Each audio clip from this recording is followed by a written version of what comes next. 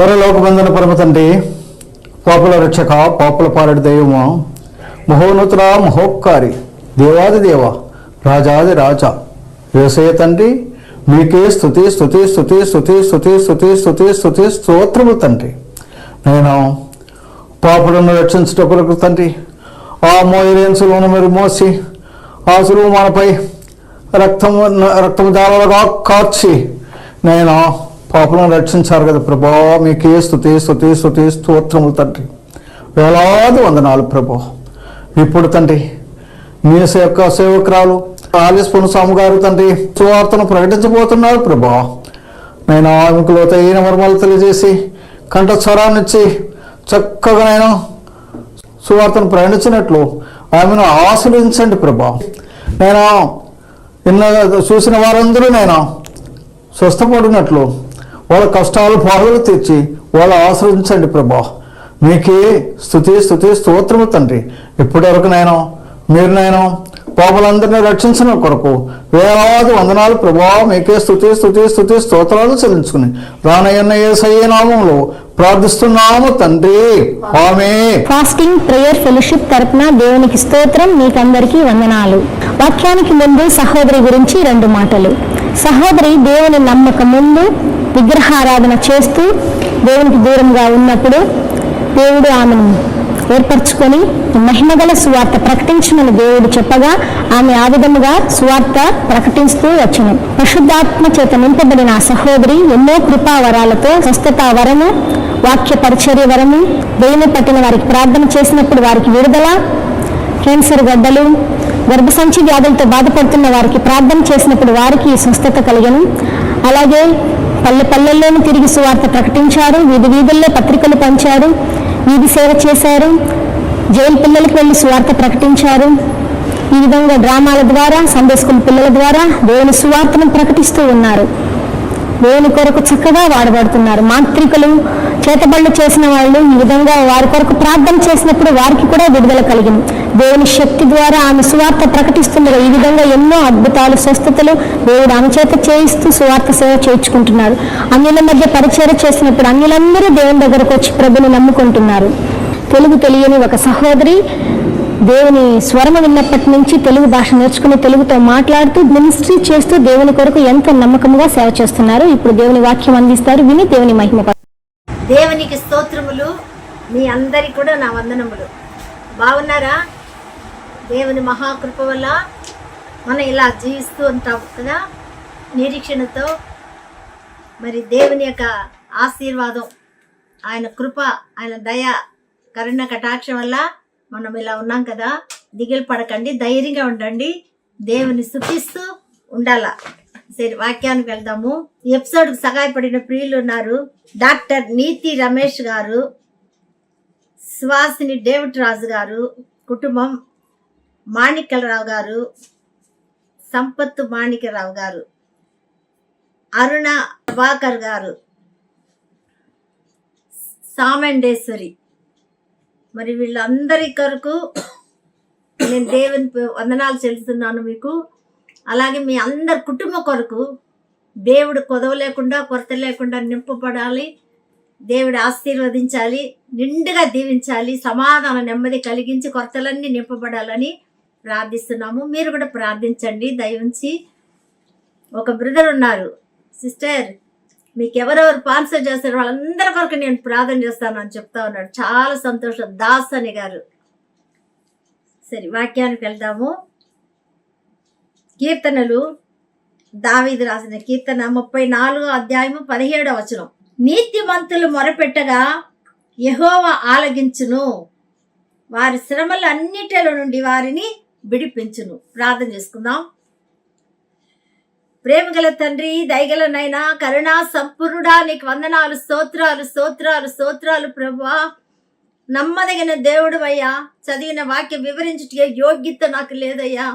మీరు వచ్చి మాట్లాడండి పరిశుద్ధాత్మ దేవా. మీరు మాట్లాడితే అందరికి అర్థమవుతుంది, మాకందరికి క్షేమం, దీవెన, ఆశీర్వాదం ఉంటుంది. కనుక మీరే మాట్లాడి మీ నామానికి మహిమ తెచ్చుకోమని మా కొరకు రక్తం చిందించిన యేసుక్రీస్తు నామములో సహాయం కోరి అతి వినయంతో వేడుకుంటున్న పరలోకమందున మా తండ్రి, ఆమేన్. ప్రియులారా, నీతిమంతులు మొరపెట్టగా యెహోవా ఆలకించును, వారి శ్రమలన్నిటిలో నుండి వారిని విడిపించే దేవుడు కదా. మనము ప్రార్థన కూడా ఆలకిస్తాడు. ఎందుకంటే నిర్గమకాండము 2:24 చక్కటి వాక్యం ఉంది. వాళ్ళు ఇశ్రాయేల్ జనాలు ఏం చేశారంటే మొరపెట్టారు. మూలుగులు, దేవుడు వాళ్ళ మూలుగులు విన్నాడు అని మనం చదువుకుంటున్నాం. దేవుడు ఇశ్రాయేలులను చూచెను, దేవుడు వారి యందు లక్ష్యముంచెను.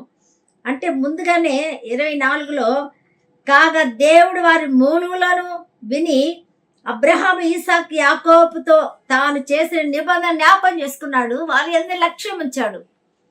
ప్రియులారా, దేవుడు ఎన్నుకున్న బిడ్డలు, ఏర్పరచుకున్న వారికి కొరకు నిజంగా ఎంతగా ఆయన ఎదురు చూస్తుంటాడు. వాళ్ళు ప్రార్థిస్తారా, వాళ్ళ బాధలు కష్టాలు అన్నీ ఉంటాయని వాగ్దానం చేసిన దేవుడు, నమ్మదగిన దేవుడు, జ్ఞాపకం చేసుకుంటాడు వాగ్దానాన్ని.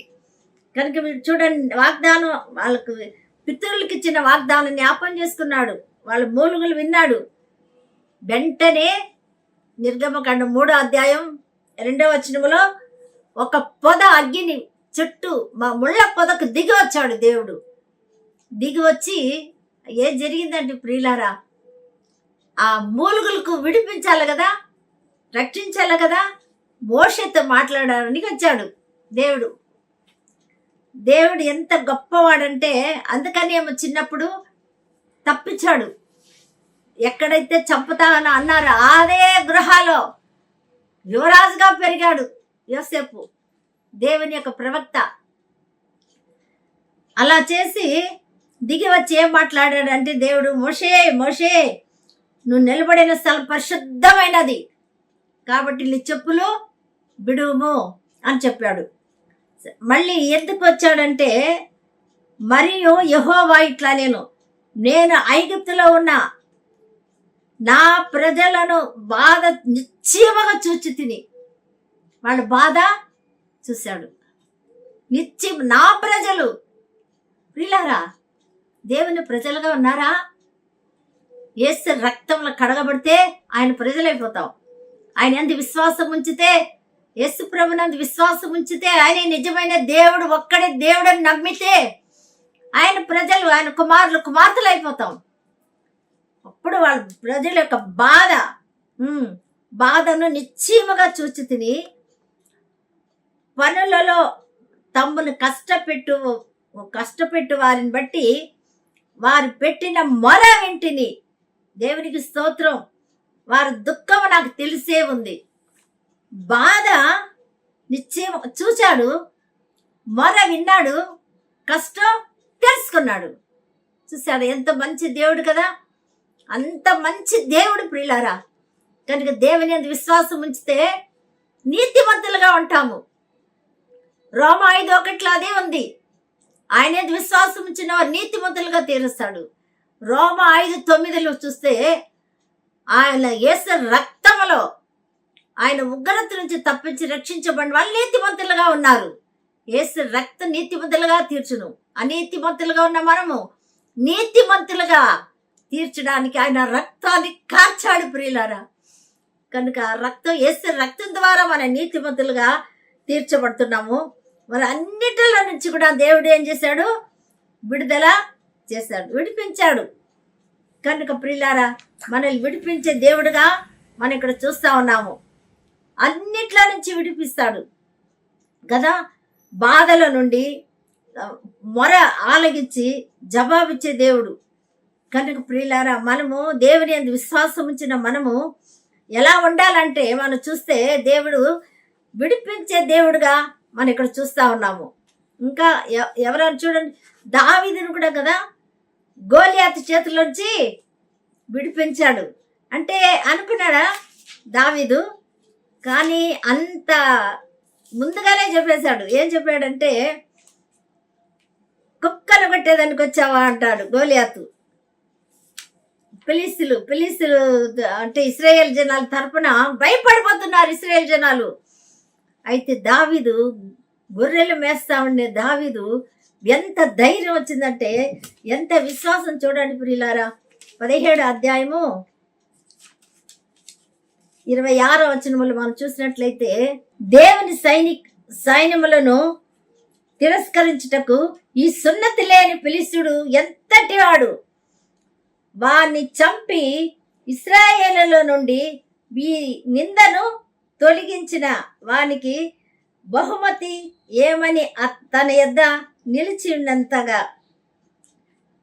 నిలిచిన వారిని అడగగా, జనులు వాని చంపిన వానికి ఇట్టిట్లు చేయబడునని వారికి ఉత్తరమిచ్చారు. చూడండి ఎంత బాగా చెప్పారు. అందుకే ఏమన్నాడంటే, సున్నతి లేని ఫిలిష్తీయులు వారెంత దేవుని పిల్లలైన సైనికులైన జీవగల దేవుని సైనికులు మనమెక్కడ, ఎంత ధైర్యంగా చెప్పాడు కదా ప్రియులారా. చిన్నవాడే కానీ విశ్వాసం గొప్పది, విశ్వాసం గట్టిది. దేవుని హత్తుకున్నాడు, దేవుని చరణించాడు, భారమంతా వేశాడు దావీదు. అలాగ చేసి ఏమన్నాడంటే, కుక్కను కట్టేదానికి వచ్చావా అని అడిగిన దానికి ఒక మాట అన్నాడు, ఈ దినమందు నిన్ను నా చేతికి అప్పగిస్తాడు, యుద్ధము యెహోవాదే అని చెప్పి ఈ మాట అన్నాడు. యుద్ధం యెహోవాదే, ఆయన మిమ్మును మా చేతికి అప్పగించునని చెప్పాను. ఆ ఫిలిష్తీయులు లేచి దావీదు కలియుటకై అతనికి ఎదురుపోగా, దావీదు వానిని ఎదుర్కొన్నట్టుకు సైన్యములకు త్వరగా పరిగెత్తి వెళ్ళాను. కనుక ప్రియులారా, దేవుడు ఎంత చక్కగా చూడండి కళేబరాన్ని, ఈ దినమున యెహోవా నిన్ను నా చేతికి అప్పగించును, నేను నిన్ను చంపి నీ తల నరికి వేతును, ఇశ్రాయేలులో దేవుడు ఉన్నాడని లోకమంతటి యందు హల్లెలూయా స్తోత్రం నివాసులందరూ తెలుసుకొనున్నట్లు నేను ఈ దినమున ఫిలిష్తీయుల యొక్క కళేబరమును ఆకాశ పక్షులకును భూ మృగములకును ఇస్తాను. అబ్బా చూడండి ఎంత చక్కగా చెప్పాడు. లోక నివాసులందరూ తెలుసుకోవాలి యెహోవా ఉన్నాడని, యెహోవా దేవుడని లోక నివాసులందరూ తెలుసుకోవాలి అని దావీదు అంత చక్కగా చెప్పాడు. అందుకే నీతిమంతులు కలుగు ఆపదలు అనేక, కానీ ఆయన మొర వింటాడు జవాబిస్తాడు అని చెప్తున్నాడు ప్రియులారా. 37 అధ్యాయం కీర్తనలు 37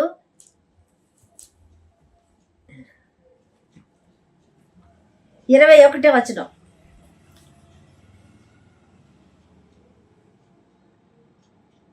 భక్తిహీనులు అప్పు చేసి తీర్చక విందురు, నీతిమంతులు దాక్షణ్యము కలిగి ధర్మమిత్రులు. యెహోవా ఆశీర్వాదము నొందిన వారు భూమిని స్వతంత్రించుకొందురు. ఎంత గొప్ప కదా ప్రియులారా. నీతిమంతులకు భూమిని కూడా స్వతంత్రించుకుంటారు అని ఉంది కదా. కానీ మనకు భూమి మీద ఆశ ఉండదు కదా. కనుక దేవుడు విడిపించే దేవుడుగా మనం చూస్తా ఉన్నాం ప్రియులారా. ఆయన విడిపిస్తాడు మనల్ని అన్ని బాధల్లో నుండి, అన్ని శ్రమలో నుండి మనల్ని విడిపించే శక్తిమంతుడుగా మనం ఇక్కడ చూస్తున్నాము.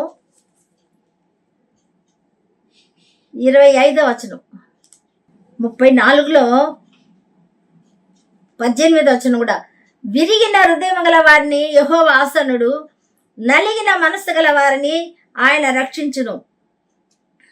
నీతిమంతునికి కలుగు ఆపదలు అనేకములు, వాటన్నిటిలో నుండి యెహోవా వారిని విడిపించును. అన్నిటిలో నుండి, ఎన్ని బాధలలో నుండి కూడా ఆయన దేవుడు ఏం చేస్తాడు, విడిపించే దేవుడుగా మనం ఇక్కడ చూస్తా ఉన్నాం ప్రియులారా. ఈ దీనుడు మొరపెట్టగా 6వ వచనం కూడా, ఈ దీనుడు మొరపెట్టగా యెహోవా ఆలకించును, అతని శ్రమల అన్నిటిలో నుండి అతన్ని రక్షించును. విడిపించి రక్షించే దేవుడుగా మనం చూస్తున్నాం ప్రియులారా. కనుక ఆయన రుచి చూస్తే తప్పకుండా మనల్ని విడిపిస్తాడు. నీతిమంతులుగా కలుగు ఆపదలు అనేకములు వస్తూ ఉంటాయి కదా. దేవుడు కూడా అన్నాడు, మీకు భూమి మీద శ్రమ కలుగును. యోహాను సువార్త 16:33లో అయినా ధైర్యం తెచ్చుకోండి. నా యందు సమాధానం ఉండుటకే నేను ఈ మాట చెప్తున్నాను. ఆ లోకాన్ని నేను జయించున్నాను, మీరు కూడా జయిస్తారు. అదే ప్రియులారా దేవుని యొక్క మహాకృప.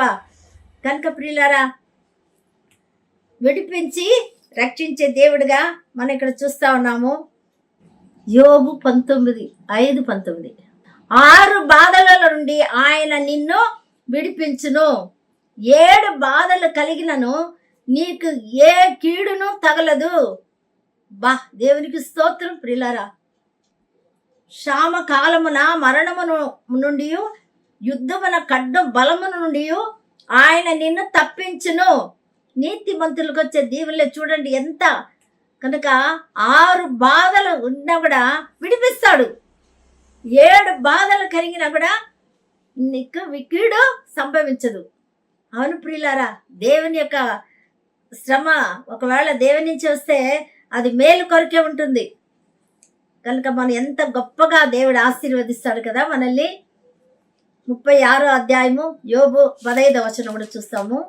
యోబు గ్రంథము 36వ అధ్యాయము 15వ వచనం.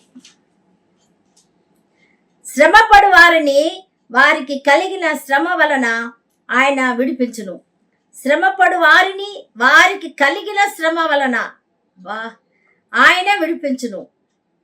బాధ వలన వారిని విధేయులుగా చేయును. అంతేకాక బాధల నుండి ఆయన నిన్ను తప్పించును. ప్రియులారా, దేవునికి స్తోత్రాలు, దేవునికి స్తోత్రాలు.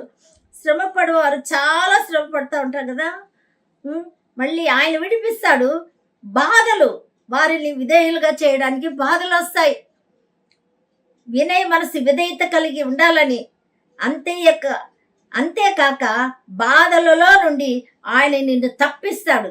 దేవునికి స్తోత్రం ప్రియులారా, ఎంత అద్భుతం కదా.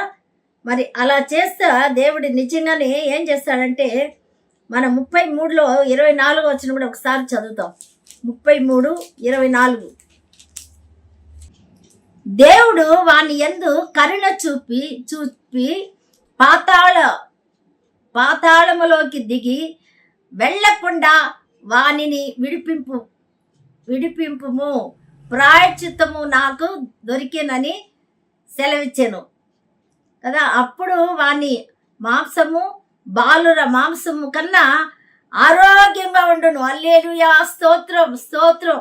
అందుకే ప్రియులారా, బాధలు వస్తాయి, శ్రమలు వస్తాయి, కష్టాలు వస్తాయి, నిందలు వస్తాయి, వేదన కలుగుతుంది, వ్యాధులు కలుగుతుంది, అన్ని బాధలు ఉంటాయి. 7 బాధలు వచ్చినా 6 బాధలు వచ్చినా తప్పించి విడిపించే దేవుడు మన దేవుడు. అలాంటి శక్తివంతుడు. కనుక ప్రియులారా, షద్రక్ మేషక్ వాళ్ళు కూడా వచ్చాయి కదా, దానియేలుకి వచ్చాయి కదా. మరి యోసేపు ఎంత బాధ, మనుషులతో ఎంత బాధ. యోబు మనుషుల దగ్గర బాధపడ్డాడు, శరీరం కూడా బాధపడ్డాడు, కానీ దేవుని స్తుతిస్తూనే ఉన్నాడు. అందుకే దేవుడు ఏం చేశాడు, 2 ఆశీర్వాదాన్ని అనుగ్రహించాడు ప్రియులారా. కనుక అందుకే 33వ అధ్యాయంలో నరుల గర్విష్ఠులు కాకుండా చేయనట్లు 16వ వచనం చదువుతున్నాం. తాము తలంచిన కార్యము వారు మానుకొన చేయనట్లు, గోతికి పోకుండా వారిని కాపాడినట్లు, కత్తి వలన నశింపకుండా వారి ప్రాణమును తప్పించుకున్నట్లు ఆయన వారి చెవులను తెరవచేయును, వారి కొరకు ఉపదేశము సిద్ధపరచును. వ్యాధి చేత మంచం మెక్కుట వలనను ఒకని ఎముకలలో ఎడతెగని నొప్పులు కలుగుట మనలను వాడు శిక్షణము నందును. రొట్టెయు రుచిగల ఆహారమును వాని కషయమగును. వాని శరీర మాంసము క్షీణించిపోయి వికారమగును. బయటికి కనపడకుండిన ఎముకలు పైకి పొడుచుకొని వచ్చును. వాడు సమాధికి సమీపించును. వాని ప్రాణము సంహారకుల యొద్ద సమీపించును. చూసారా ప్రియులారా, గోతికి పోకుండా కాపాడడానికి వ్యాధులు కలుగుతాయి. మనల్ని ఎంతగా కాపాడాలని, పాతాళంలోకి దిగి వెళ్లకుండా వారిని విడిపించును. అందుకే నీతిమంతులు ఒక్కొక్కసారి దేవుని నమ్ముకొని నీతిగా ఉన్నప్పుడు కొన్ని శోధనలో, శ్రమలో తప్పులు చేస్తూనే ఉంటారు. దానికే మనకు దేవుడు ఇక్కడే శిక్ష వస్తూ ఉంటాయి.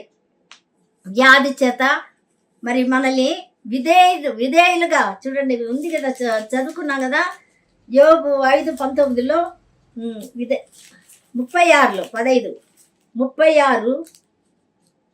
36 వచనములో చదువుకున్నాము. శ్రమ పరువారిని కలిగిన శ్రమ వలన ఆయన విడిపించును, బాధ వలన వారికి విధేయులుగా చేయును. అంతే ఏ కాక బాధల నుండి ఆయన నిన్ను తప్పించును.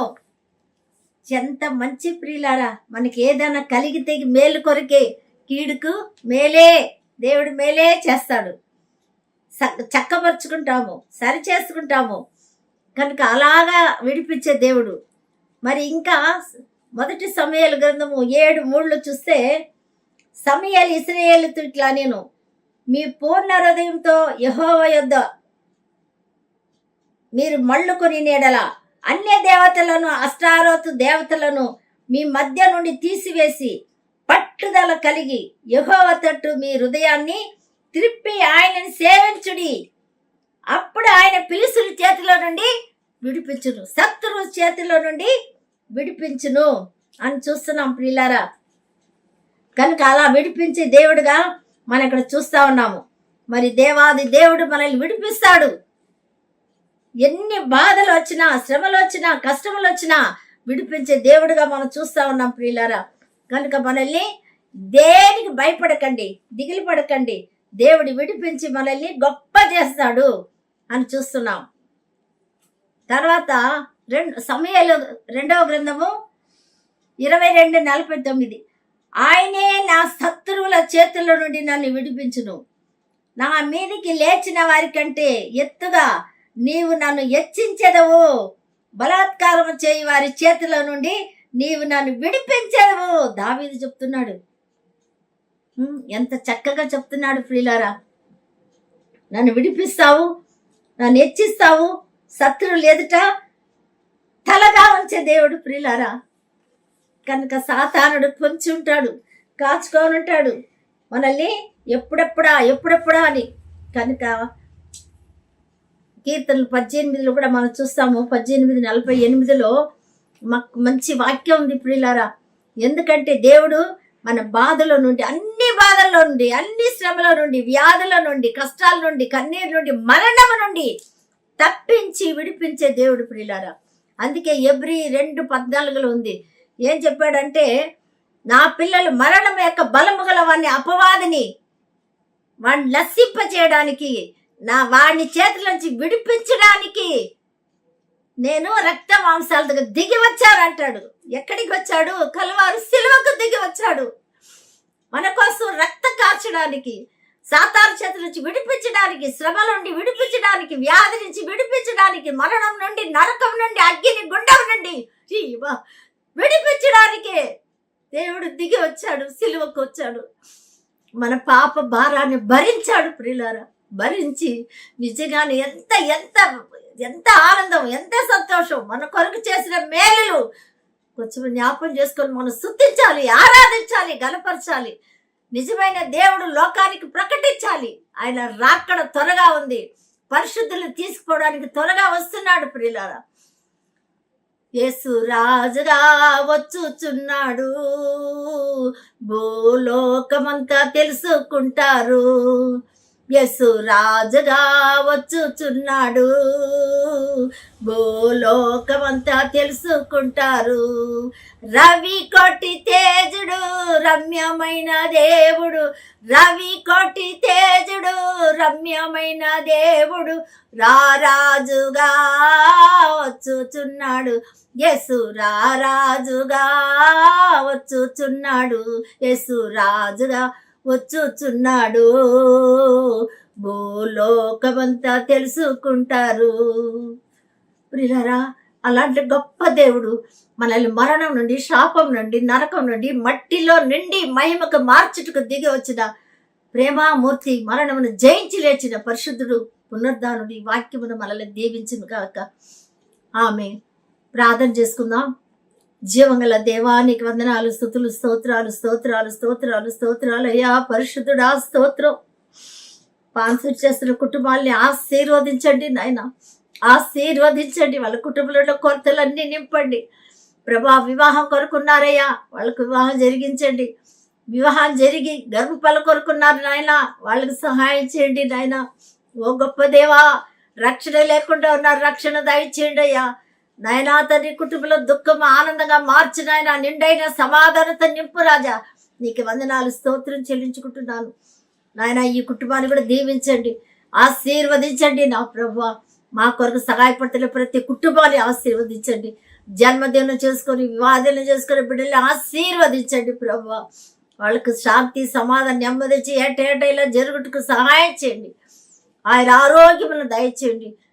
సంపూర్ణ రక్షణలో పరిశుద్ధాత్మ కలిగి జీవించటకు సహాయం చేయండి. సాతాను చేతి నుంచి విడిపించండి, అంధకార శక్తి నుంచి విడిపించండి ప్రభా.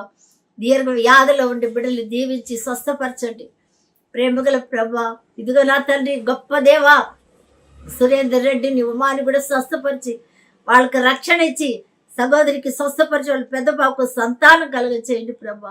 ఎంతో మంది గర్భఫలం కొరకు నాయనా వాళ్ళకందరికి దయచేయండి.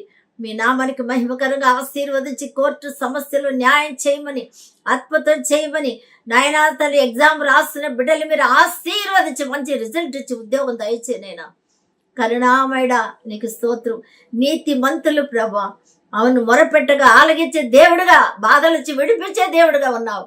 ఆ విడిపించే శక్తివంతుడుగా ఉన్న దేవునికి, సజీవుడైన దేవుడు దూర దేశంలో ఉండే బిడ్డలు కూడా ఆశీర్వదించమని, మీ నామానికి ఘనత, మహిమ, ప్రభావాలు పొందుకోమని, మా కొరకు ప్రాణం పెట్టి రక్తం కార్చిన మరణాన్ని గెలిచి లేచిన యేసుక్రీస్తు శక్తిగల నామంలో స్తుతిస్తూ ప్రార్థిస్తూ గణపరుస్తూ అతి వినయంతో వేడుకుంటున్న పరలోకమందున మా తండ్రి.